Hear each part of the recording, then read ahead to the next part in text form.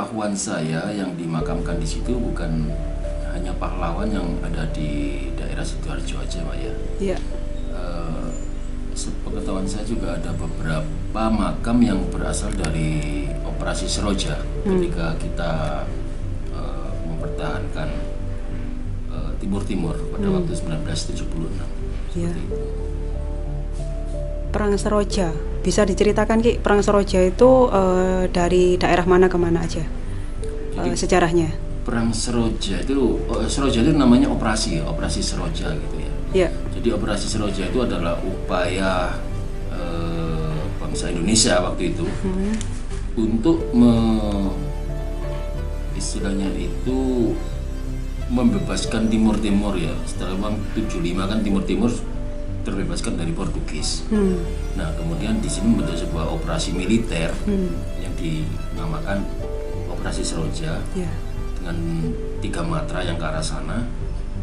Nah pahlawan-pahlawan yang ada di Operasi Seroja itu sebagian ketika Timur-Timur kemudian melepaskan integrasi dengan Indonesia tahun 1999 kalau nggak salah, sebagian makam yang ada di sana dipindahkan ke sini di Sidoarjo. Sepanjang pengetahuan saya seperti itu. Untuk tahun-tahun yang baru, yang meninggalnya tahun-tahun baru itu kan kemungkinan itu adalah veteran-veteran atau purnawirawan angkatan 45 gitu. Kalau operasi Seroja sendiri kan tahun 76. Tahun 76. Jadi kakek saya umpamanya ya, kakek saya kan seorang veteran eksponen 45. Beliau meninggal 2010. Maka beliau dimakamkan di blok yang belakang seperti itu. Nah, yang di blok depan itu juga dibagi beberapa yang tadi kita sempat bicarakan, ya, antara purnawirawan dan veteran eksponen 45 dan juga dari pelaku sejarah di Perang Seroja. Iya, memang ada sedikit rumor yang berasal dari beberapa karyawan perkantoran yang ada di situ, Mbak Noi. Sebenarnya pasar setan yang ada di situ itu nggak jauh, dalam arti bukan sesuatu yang luas begitu. Dari rel kereta itu ke arah barat sampai habisnya TMB Taman Makam Pahlawan. Di situ yang banyak sekali aktivitas-aktivitas yang nggak nampak gitu ya, nggak kasat mata ya. Walaupun jalan itu kan ramai sekali, dekat dengan pusat perbelanjaan dan lain sebagainya. Tetapi aktivitas gaib seperti itu sebenarnya masih ada sampai sekarang. Apakah ini aktivitas itu berasal dari mana dan mulai kapan? Nah ini kita perlu telusuri. Apakah kemudian ada dampak pada kantor-kantor dan usaha-usaha yang ada di situ? Kita juga perlu lihat. Karena dari awal sebelum daerah ini terbentuk seperti yang kita saksikan sekarang itu, daerah itu adalah daerah ini Mbak Noi, sawah, persawahan dan kebun tebu. Seperti yang kita ketahui kan banyak sekali ya pabrik gula yang ada di Sidoarjo. Yang ketika tahun 70 sampai 90-an sangat aktif sekali. Di situ pada tahun 1970 itu masih berupa, kalau orang Sidoarjo nyebutnya itu tebangan gitu ya. Tempat penebangan tebu. Karena memang disewa untuk pabrik gula sebagai penanaman tebu. Tidak ada orang yang berani melewati jalan itu setelah maghrib. Karena di jalan itu pada saat tahun 70-an itu banyak sekali tindak-tindak kejahatan, mulai dari rajapati atau pembunuhan, pembegalan hingga sampai ke kekerasan secara seksual. Itu banyak dialami. Cobalah mungkin kapan-kapan kita bisa melakukan explore ya yang sifatnya objektif begitu ya. Kita akan melihat titik-titik apakah memang tempat di situ cocok buat jualan seperti itu. Karena memang kalau saya melihat ya, jarang sekali ada sebuah tempat yang bisa bertahan lama ketika dia berjualan di daerah situ, antara TMP sampai dengan Gelora Delta. Mungkin 1-2 kita bisa lihat untuk saat ini, tapi di Gelora Delta dan TMP sendiri itu jarang sekali ada yang bisa berjualan di situ. aktivitas pasar setan yang dimaksud ini menurut saya ya, menurut saya itu memang sengaja dan tidak ada upaya untuk keinginan membersihkan atau memindah dari aktivitas makhluk gaib seperti itu. Ya mungkin karena mereka nggak ganggu ini ya, nggak ganggu lalu lintas itu aja, jadi nggak ada upaya.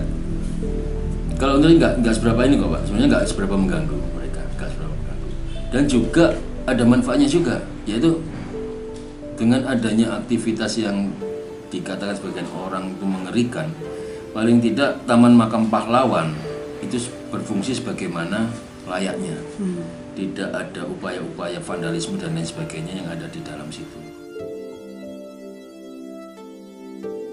Aktivitas gaib itu kita perlu sikapi secara dewasa. Artinya ya bagaimanapun juga kita itu setiap saat bersinggungan dengan mereka. Karena dunia kita dengan dunia mereka itu sebenarnya sama, cuma dimensinya aja yang berbeda. Lantas kenapa kok perlu ada aktivitas seperti pasar setan di sekitar Taman Makam Pahlawan?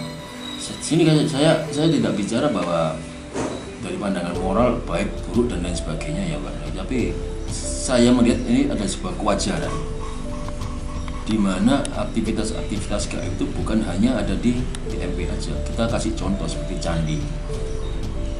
Orang akan berpikiran bahwa di candi itu ada sosok penunggunya, gitu kan? Atau di rumah ibadah ini ada sosok penunggunya.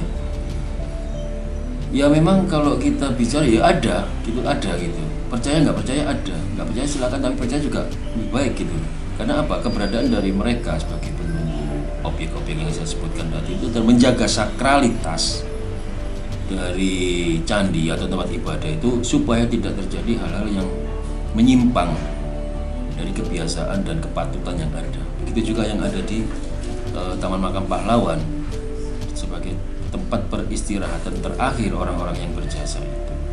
Kalau itu kita terjadi sebuah tindakan-tindakan yang membuat Taman Makam Pahlawan itu tidak pada kepatutannya, otomatis ya gimana ya kalau kita kembalikan ke kita sendiri ya kita nggak terima lah kan gitu. Intinya keberadaan dari pasar gaib atau pasar setan itu salah satu upayanya adalah untuk, kalau menurut saya, sisi positifnya adalah menjaga dari sakralitas Taman Makam Pahlawan itu supaya tetap pada fungsi kepatutan dan kewajaran yang ada, wibawanya. Selamat siang Bu Silvi. Ya, siang. Ya, Bu, saya mau tanya tentang terkait pasar setan yang ada di TMP Sidoarjo. Jadi pasar setan itu sebenarnya di MPT Sidoarjo itu ada beberapa sih sudut di Sidoarjo ya. Namun yang paling sering ramai itu memang di situ. Suatu ketika pernah saya dulu ya mallnya masih buka. Terus ya kan ada bioskop ya di dalam situ. Nah bioskop itu bukanya sampai kalau nggak salah itu masuknya itu nonton agak malam ya, jam malam gitu sekitar jam 9-10. Pulangnya itu sekitar jam 12 jam 1. Nah pada saat itu keluar dari nonton film, keluar dari mall, saya pas membelokkan mobil seperti ini, saya ngeliat sebelah kanan kok masih rame. Tapi saya ngeliat lagi, loh, emang rame. Pas rame begitu, saya belum sadar ya bahwa itu udah jam malam. Ini pasti pasar buka seperti itu. Akhirnya saya jalan sudah sampai di rumah, saya ngeliat lah itu tadi apa gitu loh, kok bisa rame, tapi ini udah jam malam begitu kan, udah jam 1-an seperti itu. Akhirnya nggak apa-apa, itu bukan apa-apa sih menurut saya ya seperti itu. Akhirnya sudah selesai seperti itu. Terus pernah lagi malam-malam dari luar kota ya, dari luar kota. Terus saya benar-benar perhatikan daerah sana. Jadi saya lewat seperti itu, saya pelangkan mobil, terus saya perhatikan itu pulang jam malam sekitar pukul ya jam 12 sekitar lewat lah. Nah itu di situ memang semuanya di sebelah kiri dekat mall itu sudah tutup, tapi dekat situ masih ramai. Seperti itu kesaksian saya untuk pasar setan di tempat itu. Pernah enggak Bu langsung masuk ke pasar setannya atau mungkin merasakan hal-hal yang ganjal atau seperti apa? Kalau masuk ke sana sih saya sih belum pernah berkunjung ke sana ya. Ada beberapa saat saya pengen tinjau atau mau lihat ke sana ya, untuk lihat bener-bener, tapi belum ada waktu sih seperti itu gitu. Tapi kalau untuk melihat di jam 12 keramaian di situ sudah 2 kali. Gitu. Itu terlihat sangat jelas atau seperti apa, Bu? Terlihat sangat jelas seperti pasar biasa yang hiruk pikuk, ada jualan di bawah, ada yang berdiri juga. Gitu.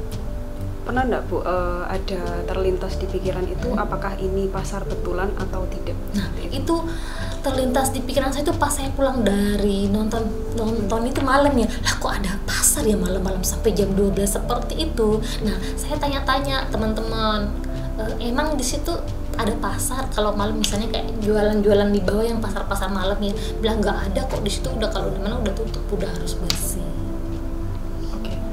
Selain kejanggalan itu ada hal lain nggak, Bu, yang mungkin batas pasarnya dari mana ke mana, kemudian batas pasarnya itu dari ini ya, dari kayak apa itu, di situ kayak ada hutan-hutan, yang hutan-hutan apa yang pinggir rel kereta, sampai ke sana ada satu kantor yang nggak terlalu jauh dari kantor apa ya, sepertinya itu showroom mobil, sebelum showroom mobil gitu, nggak terlalu jauh sampai ke sana.